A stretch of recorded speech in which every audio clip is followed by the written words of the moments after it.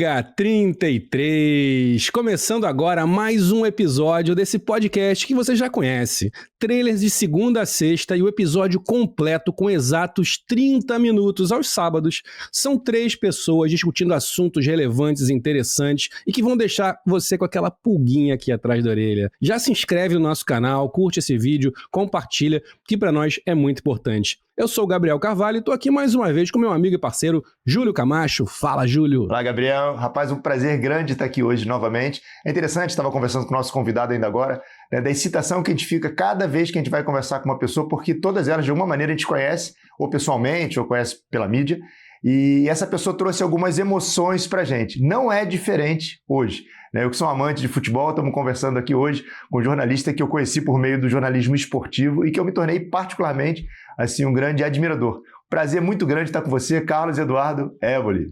Tudo bom, Júlio? Prazer falar contigo, prazer falar com o Gabriel nesse espaço aqui de vocês. Nós sempre fomos amigos íntimos, né? E agora estamos nos conhecendo, porque assim é a comunicação, né? Assim é o rádio, a TV, que entra na casa das pessoas sem pedir licença. Então agora eu estou pedindo licença. E o fenômeno mais interessante, você sabe disso, é que como a gente assiste ou escuta muito uma pessoa, a sensação que a gente tem é que a gente é amigo daquela pessoa e aquela pessoa nunca nem viu a gente. Isso acontece de todas as maneiras. Então quando a gente começa a conversar, a gente já parte de um ponto de intimidade que acaba sendo muito útil para a nossa conversa. E não queria que fosse diferente, viu, Álvaro? Eu queria começar com você já te perguntando um pouco da sua jornada. Como é que foi esse começo? Quais foram as escolhas que você fez para chegar onde você chegou? Pô, Júlio, primeiro é uma jornada já de quase 30 anos, né? No jornalismo, né? No jornalismo esportivo mais, assim, intensamente, 25 anos, né? A partir de 2000. Sempre muito bem decidido daquilo que eu queria. Assim, acho que temos uma coisa em comum, né? A paixão pelo esporte, a paixão pelo futebol. Eu acho que isso que nos movimenta, que nos leva, né? No caso, me levou a escolher essa profissão. Quando eu era só ouvinte de rádio, não tinha essa quantidade de transmissões com imagem, né? Tudo agora é imagem. Vivemos num único canal, né? Não tem só o canal do rádio, o canal da TV, o canal digital. É tudo um único canal, é tudo comunicação, é tudo a mesma plataforma. Mas antes de me tornar um profissional, existia muito aquela magia do rádio, né? A coisa do som, quem é que está por trás dessa voz, né? E o rádio com as palavras sempre criando a imagem, né? E isso para mim sempre foi muito fascinante. Então corri atrás desse objetivo, desse sonho, e estou embarcado nesse sonho ainda, com toda a motivação do mundo, com toda a energia, já há quase 30 anos. Isso é muito legal, Évora. Em primeiro lugar, um prazer estar aqui com você também sou amante do esporte, do futebol. Sei que você, além do futebol, sempre falou de outros esportes também, o que é muito, muito legal. E como é que você encara isso? Porque hoje o jornalista esportivo, cada vez mais, precisa estar bem onde está trabalhando, seja na TV ou seja no rádio, mas também tem que estar bem nas redes sociais, tem que aparecer nas redes sociais. O que você acha disso? É uma coisa que empobrece, que enriquece a discussão? Como é a sua visão em relação a esse assunto? Pô, cara, eu acho que enriquece. Eu acho que eu vejo com muita naturalidade. Eu acho que é uma adaptação a um novo meio, uma nova linguagem, e eu acho que todo profissional de comunicação tem a obrigação de se adaptar. Eu lembro, né, que quando surgiu quando a TV ficou mais forte, né, aí começou essa onda de, olha, o rádio vai morrer, e, cara, eu acho que o rádio nunca esteve tão vivo. Porque é áudio, né, a diferença é como a gente está envelopando esse áudio. E a gente está envelopando com mais tecnologia, com mais qualidade, com mais recursos, numa plataforma muito mais ampla, com direito à imagem. Então, o rádio faz TV, a TV faz rádio. Como eu disse antes, é tudo o mesmo caminho, né? Se a gente for fazer aqui vamos fazer uma brincadeira, uma analogia. Vamos lá, era uma grande via expressa, onde numa faixa só andavam carros, numa outra só andavam caminhões, na outra só motos e numa terceira, táxis. Agora é uma faixa só, onde todo mundo anda junto. É tudo a comunicação, né? Então, o rádio ele se transmite, para mim, com o recurso da imagem, e fica muito mais amplo. Não só com o recurso da imagem, mas com os diversos mecanismos, né, que você pode fazer e brincar para valorizar aquilo que você está transmitindo em áudio. Eu acho que todos estamos ganhando. O mercado está ficando mais amplo, Você pode falar que talvez o mercado mais tradicional, mais convencional, ele esteja sofrendo um pouquinho mais, mas ele está se adaptando às novas mídias, às novas plataformas, e eu acho que os profissionais hoje envolvidos têm mais opções, inclusive para fazer o seu próprio produto, para fazer algo de maneira independente, cada um mantendo a sua essência. Acho que e você tem espaço para todo mundo, né? É natural que haja insegurança de quem fica muito preso, né? Mas o homem sempre se adaptou ao meio e não está sendo diferente. E é interessante isso que você falou, eu concordo plenamente. Eu acho pelo contrário, eu acho que a internet trouxe o rádio de novo com força. Porque, se você pensar antigamente, a televisão ela era muito fechada com uma questão estética também. Então, você entrar na televisão tinha que ser aquela pessoa, aquele padrão estético da televisão, do ator. Hoje em dia todo mundo, qualquer um entra e qualquer um pode falar, e o que importa é o conteúdo, e o conteúdo virou relevante. Tudo bem que as pessoas hoje em dia vão migrando de um para o outro, mas aí fica mais importante ainda ter bom conteúdo, né? E talvez, eu acho, ele pode estar enganado, a impressão que eu tenho é que as pessoas em algum momento foram para alguns caminhos, meio talvez visto como novos, e hoje parece que elas estão cada vez mais retornando aos formatos, não vou dizer antigos, os formatos tradicionais.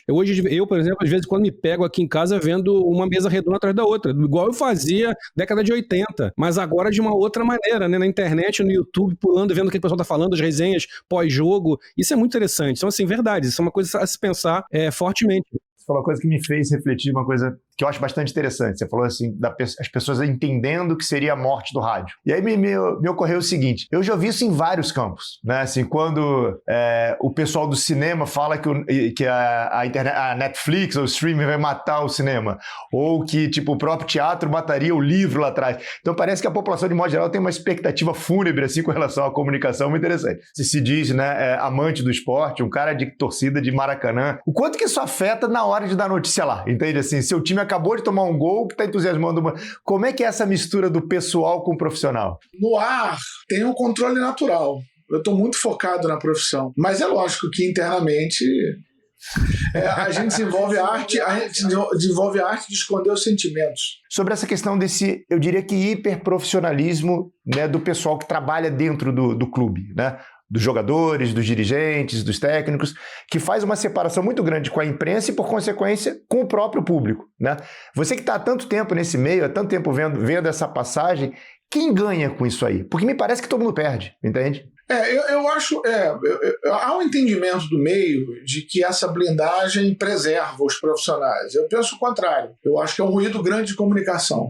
O que acontece também é que os clubes cada vez mais estão investindo nos próprios canais, né? Mas os próprios canais só divulgam aquilo que interessa da maneira que o clube entende, né? Que ele tem que levar a informação dele ao público-alvo. É propaganda, né? Vira propaganda, né? Vira propaganda, fica tudo muito controlado. Uma entrevista coletiva hoje, depois de um jogo, ele mostra muito bem, né, sobre essa fragmentação, né, da comunicação. Então você tem, vamos lá, a gente citou aqui o Mauro. Então tá lá o Mauro com o canal do Mauro, o Zezinho com o canal do Zezinho, essa turma que faz entretenimento, que faz graça também, tá na entrevista coletiva. Você tem os profissionais de imprensa, dos veículos tradicionais. E o que eu percebo, cada vez mais uma resistência dos clubes em se comunicarem com os veículos mais tradicionais e se comunicarem com o jornalismo. Eles querem se comunicar com entretenimento, mas eles cada vez mais reticentes, cada vez mais cheios de cuidados para se comunicar com o jornalismo. Isso é ruim, porque entretenimento é uma coisa, jornalismo é outra. Graça é uma coisa, jornalismo é outra. São justamente os canais que não fazem jornalismo que, no meu entendimento, acabam gerando também algumas dores de cabeça, né? Porque você não trabalha a informação como deveria, né? Você está produzindo algo com o intuito de ter audiência, de ter clique, de ter visibilidade. Então você gera fatos, muitas vezes, para gerar essa audiência, mesmo que não sejam fatos verdadeiros. A gente vai entrar na questão das fake news, né? Então, assim, é um ambiente muito descompromissado com isso. Descompromissado com a responsabilidade da informação. Quem faz jornalismo tem constantemente esse dever, essa missão, de ser responsável pela informação que transmite. Mas há esse distanciamento hoje. E eu acho ruim para o clube. Acho muito ruim para o clube. Acho muito ruim para os jogadores, esse distanciamento. Agora, no bastidor, como é que é o seu contato pessoal eventual com os jogadores? Você encontra essa turma? Você tem contato com eles? Não, é uma espécie... não. Júlio, muito pouco. Até porque, assim, primeiro que na minha função, né, como eu apresento e comento, eu não faço a reportagem, eu não estou lá embaixo. Então, eu não tenho esse contato direto com jogadores, em entrevista coletiva ou em zona mista. Então, não faço treino, né? Os treinos estão quase sempre fechados. Os próprios repórteres só têm contato com os jogadores, na maioria das vezes, ali no momento do jogo. Não tem no dia a dia, que para mim é um dos grandes erros. Lá você pode solicitar reportagens, entrevistas especiais, vai lá passar pelo crivo da assessoria de imprensa, ela vai liberar ou não, mas o meu contato é muito pequeno hoje com os jogadores. Eu tenho mais contato com os jogadores antigos do que com os jogadores atuais. Eu dou um grande exemplo, cara. Eu sei que o mundo é profissional e é importante esse tratamento profissional, é importante que o jogador tenha essa consciência e tenha esse preparo, mas a minha crítica é que é muito contraditório, né? Ao mesmo tempo que você quer profissionalismo, se preocupa mais em blindar aquele jogador, o atleta. Então aí que surge o ruído. Eu dou um exemplo sempre do Zico, né? O Zico, se eu quero falar com o Zico, eu ligo para ele, tá? É o Zico, gente. Eu mando mensagem direto para ele, eu ligo para ele atende, ele vai, não posso. E a gente tá falando do Zico, o maior jogador de todos os tempos do Flamengo. Eu sei que, eu vou repetir, eu sei que não tem que ser assim com todo mundo, gerações diferentes, culturas diferentes, e isso dificulta muito esse contato que você me perguntou. Você sabe, Éboli, que uma coisa que, morando aqui nos Estados Unidos há muito tempo, já tô aqui, tem 12 anos, eu até falei isso com o Júlio, cara, agora não. Depois vamos falar um pouquinho do Mundial de Clubes, que eu acho que não tem como a gente deixar de falar sobre isso. O Mundial de Clubes, pra mim, foi dentro do meu coração, desde o início, uma prova de que eu tava um pouco mudado, tá? Quando eu comecei a torcer pro Fluminense, Botafogo e pro Palmeiras, que eu não acreditava que eu ia fazer isso, eu acho que acabou sendo meio automático com todo mundo, a maioria, pelo menos. Mas quando eu comecei a torcer, então, por exemplo, estamos aí. Quando eu comecei a torcer pra esses times, eu falei, cara, eu tô mudado, cara. Como é que pode, né? A minha esposa, por exemplo, é Fluminense. Eu falei, cara, eu pensava nela, vamos torcer pro Fluminense, por que não? Deixa ela feliz. Coisa que no Brasil eu jamais pensaria em torcer pro Fluminense. Mas tem muito a ver com a minha experiência aqui com os esportes nos Estados Unidos, que por um lado eu não estou defendendo que seja o modelo ideal, tá? Até porque falta ao americano a paixão que a gente tem, que eu acho que é uma coisa que não tem preço. Eles ficam impressionados com a nossa paixão. A gente aqui, os caras que mais ficam impressionados agora, por exemplo, cara, a torcida, olha que loucura, olha que paixão. O americano, ele torce para os seus times, ele vai lá, mas ele entende aquilo como entretenimento. Então aí você tira várias camadas da frente, que são essas camadas mesmo. Não vamos levar mais a sério do que é. Vamos curtir o evento. Aí os jogadores são mais acessíveis. Você vê o LeBron James, cara, ele faz o podcast dele, ele vai no podcast dos outros, eles batem papo entre si, eles se abrem, tem a hora da imprensa falar, e eles entendem tudo isso como entretenimento, cara. Então acho que essa lição de entender que aquilo é entretenimento, que aquilo é uma coisa que o público vai para se divertir, é uma coisa que aconteceu. Então você vai no estádio hoje, eu posso ir com a camisa do Lakers aqui, tranquilamente, sou torcedor do Lakers, aqui no estádio do Miami Heat, onde eu moro, e ninguém vai me encher o saco, pelo contrário, a gente vai sentar do lado e vai bater papo um com o outro. Talvez até eu sinta falta desse embate, eu quero dar uma provocada no cara, pô, fica com raiva aí, cara. O cara te dá um parabéns. Então, cara, tem essa questão, eu acho, do futebol, não sei se é o futebol brasileiro, acho que sim, é o futebol mundial, que eu acho que o futebol começou a se levar muito a sério, no sentido de que é importante, a gente até conversou isso aqui, né, Júlio, não sei se foi com o Evaldo ou foi com o Álvaro, a gente estava conversando sobre isso, a importância que o esporte tem na vida das pessoas, mas eu acho que não pode se levar tão a sério, não pode achar que agora também que é um negócio tão importante, parece que é política de Estado, cara, estamos falando de questões políticas importantes que vão envolver a economia mundial, não vai, porra, é esporte, pra gente se divertir, pra gente ter bons momentos. E aí eu acho que falta esse contato. Aí bem, já falei pra caramba, mas vamos pra pergunta. Preciso falar sobre o Mundial de Clubes, né? Eu acho que isso é uma coisa que envolveu a gente aqui nos Estados Unidos, todo mundo tá no Brasil, e algo que eu queria aproveitar, aproveitar aqui uma pergunta só, já botar dois aspectos dessa análise. Primeiro, o Mundial de Clubes que a gente ouviu foi que ia flopar, não vai funcionar, os europeus não estão comprando a ideia, e começou realmente essa história toda, e de repente os europeus perceberam que não era um campeonato que eles vinham aqui dar uma volta nas férias, né? Eles começaram a sentir um enfrentamento, eles começaram a sofrer, né? O Chelsea, que foi campeão, perdeu do Flamengo, o PSG perdeu do Botafogo, Inter de Milão perdeu do Fluminense, e o negócio ficou meio feio para eles. A minha impressão, depois você fala o que você achou, é que ontem o Chelsea estava vibrando de um jeito absurdo quando ganhou o jogo. O jogo pegou, os jogadores do PSG estavam batendo, os caras estavam jogando a vera. E viram que o campeonato foi legal. E me parece que a impressão geral, não só para nós brasileiros, foi de um campeonato incrível. E para os brasileiros, aconteceu algo que eu acho que era muito necessário, que era, porra, a gente pode. Existe existe o desnível ainda entre os top? Existe.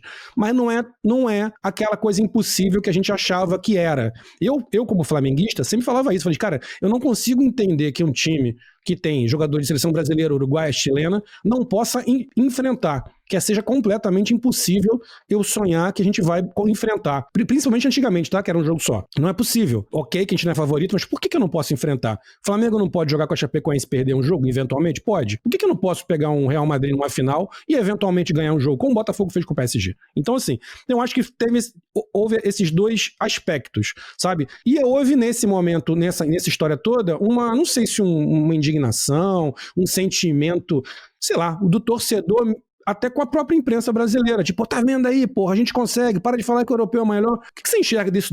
Qual é uma análise sua desse Mundial em relação tanto aos times europeus, que eu não sei agora, será que eles vão querer o próximo Mundial? Será que não vão? E os brasileiros, o que isso trouxe pra gente, como os sul-americanos em geral, mas mais para brasileiros, de crescimento? Vou complementar essa pergunta, Évora, rapidinho, até para assim, pegar essa mesma lógica do Gabriel, porque eu vi muito, eu estava aqui também, vendo isso também, e esse exemplo é perfeito. O Flamengo pode perder para a Chapecoense, mas a gente entende que a Chapecoense não vai ganhar o Flamengo, o Corinthians, o Grêmio, o Fluminense, em sequência para chegar numa final. Então, assim, pontualmente, quando é um jogo de uma vez só, claro, né, as coisas acontecem. Mas na sequência, como era esse caminho de oitavas, quarta, semi e final, acabou dando mais ou menos o que se esperava, né? Tipo assim, foi uma final europeia, né? A semifinal tinham 3 europeus e 1 sul-americano. Desculpa, Gabriel, Fluminense, né? Chaveamento, Júlio, somente chaveamento. Mas exatamente, mas se você pegar em números, você vai ver o seguinte, houve sim uma preponderância dos europeus que quando decidiram começar a jogar bola, jogaram. Então assim, eu queria assim, até complementar, Ébolo, essa questão que o Gabriel colocou,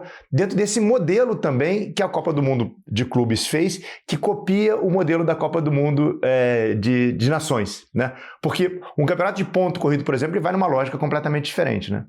Sim. Eu acho que num campeonato a longo prazo, né, num campeonato tiro longo, se você comparar com os gigantes europeus, a diferença é muito grande. Uhum. É muito grande. Então, não haveria fôlego para um time brasileiro, por melhor que ele seja, não haveria fôlego de alcançar um título num campeonato de tiro longo. Mas o torneio permite isso. O torneio permite isso porque há várias coisas que influenciam no contexto de uma partida. Eu acho que os europeus levaram a sério a Copa do Mundo porque é um nível profissional que não tem brincadeira. O cara pisa no gramado e ele quer vencer. Cara, isso eu já aprendi ao longo desses anos todos como profissional. O cara que pisa no gramado com a camisa do Real Madrid, ele é obrigado a vencer. Tá? E não tem outra alternativa. É torneio oficial, principalmente. Torneio oficial. Ele pisou no gramado com a camisa do Real Madrid, ele quer vencer. Real Madrid, Milan, Bayern, os clubes ingleses, qualquer um. São clubes. Esse é o nível de profissionalismo. É uma camisa que está ali por trás, é uma instituição, é um torneio chancelado pela FIFA, é uma Copa do Mundo. E acho uma perda de tempo a gente querer entrar na cabeça dos caras. Se eu vencer, eu vou comemorar pra caramba, vou dar a volta olímpica, vou levantar, tá do mesmo jeito, e é o que fica pra história. Não fica pra história que o City estava sem vontade. Isso não fica pra história. Uhum. O que ficou para a história foi que o Corinthians bateu o Chelsea, que o Internacional bateu o Barcelona, que o Flamengo venceu o Liverpool, que o Grêmio derrotou o Hamburgo. É o que fica para a história. Isso, que o São Paulo derrotou o Liverpool, é o que fica para a história. O Barcelona e o Milan. Assim, é isso que fica para a história. Eu acho que a gente usa isso como algo para fazer a sacanagem com o rival, entendeu? Você venceu um torneio que o outro não estava afim. Vasco e Corinthians fizeram a decisão da Copa do Mundo de 2000 porque o Real Madrid tomou uma caipirinha na jacuzzi no hotel. Cara, paciência, sabe? O que fica para a história é que Real Madrid e o United ficaram pelo meio do caminho. Que o camarada lá está até hoje procurando a bola que o Edmundo deu um toque por um lado e pegou do outro. Um abraço. Sabe? Mas a percepção que eu tive é que todos estavam muito afim. Só que como foi um torneio num formato inédito para todo mundo, é normal que haja uma adaptação ao torneio. Então, e a fase de grupos ela serve para isso, para todos os times envolvidos. Todos os times usaram a fase de grupos como uma adaptação para se ambientar ao torneio, entender o que é aquele torneio, entender o que é enfrentar em uma semana 3 escolas diferentes de futebol, né? Entender o que é o calor, entender o que é o alerta climático, alerta climático, mala. Eu acho que essas situações que os clubes viveram na fase de grupos. A partir do mata-mata está todo mundo mais ambientado. É natural que o futebol floresça com mais naturalidade.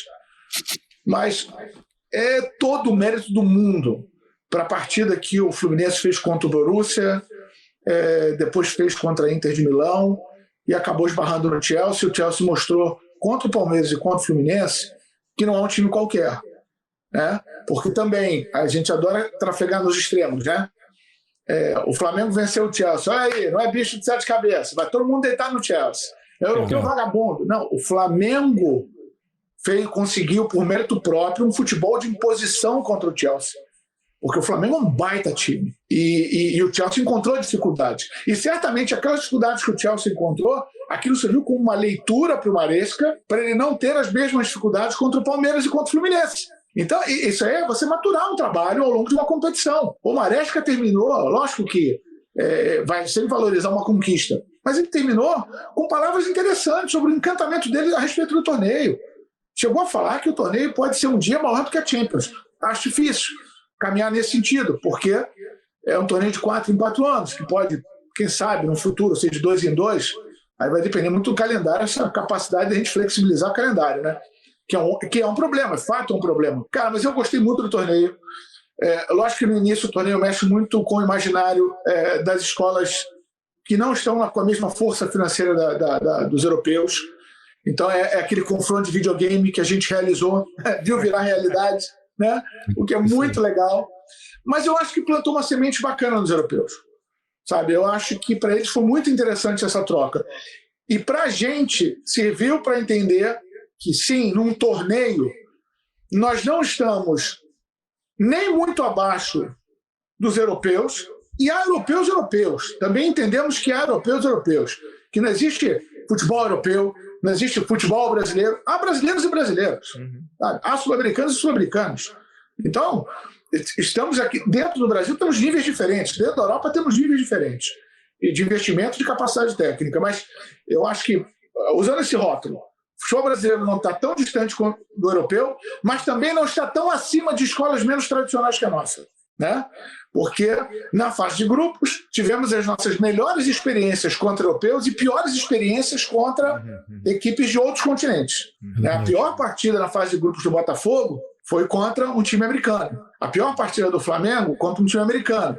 A pior partida do Fluminense contra um time africano. A pior partida do Palmeiras foi contra um time americano. Então, assim, e é uma escola bem abaixo da nossa. Não tem 1/10 da nossa tradição. Futebol dos Estados Unidos. Então, eu acho que é isso. É o choque de realidade para os dois lados, né? A gente não ficar alimentando aquele negócio do vira-lata, mas também não se achar, viu? Contra os menores a gente vai deitar rolar, até porque há algum tempo que a gente não deita. Né? O outro formato de campeonato mundial já vinha mostrando isso. Quantidade de vezes que o futebol brasileiro parou nas semifinais ou até antes. Eu achei muito legal. Foi muito legal como troca de informação para todo mundo crescer. Os técnicos voltaram, acho que dentro de cada um conseguiu tirar proveito. Mais antenados, com conceitos diferentes de futebol. Eu acho que é uma competição que veio para ficar. Desculpa aí, antes de você começar, Júlio, só fazer um depoimento aqui que você falou, uma coisa que eu achei genial, a coisa do FIFA. Eu fui ao jogo Flamengo e Bayern aqui, né?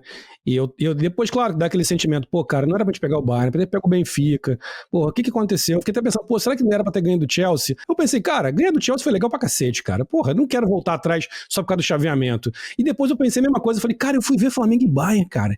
Quando que eu ia ver o Flamengo e Bayern de Munique aqui nos Estados Unidos, aqui em Miami? Que experiência, cara. Perdemos, tá tudo certo. A gente não ia ganhar o campeonato, provavelmente. Não, é fascinante, cara. Eu acho muito legal. Eu acho que a gente tem que estar amadurecendo muito essa ideia de cruzar com outras escolas, isso que se faz bem para todo mundo. E usufruir desse episódio único. O episódio único pode fazer o Botafogo vencer o Paris Saint-Germain. É isso, é futebol, cara.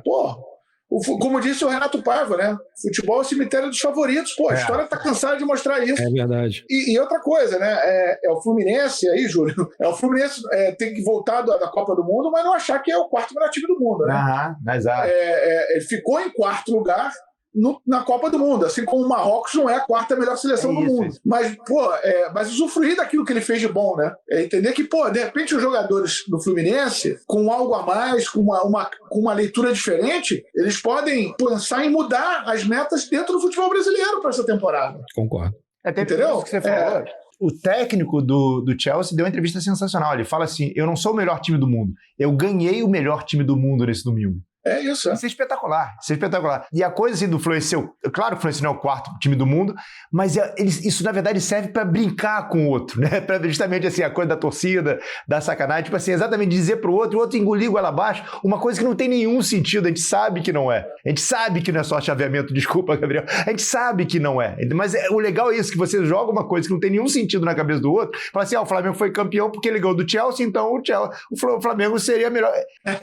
Óbvio, mas óbvio que é, cara. Mas óbvio que é, porra. Que história é essa lógica, assim, cara? É muito foda como o futebol de altíssimo nível, né? Que hoje prega muita intensidade em campo, como ele provoca o erro no adversário, né? E como ele sabe ser eficiente no erro do adversário.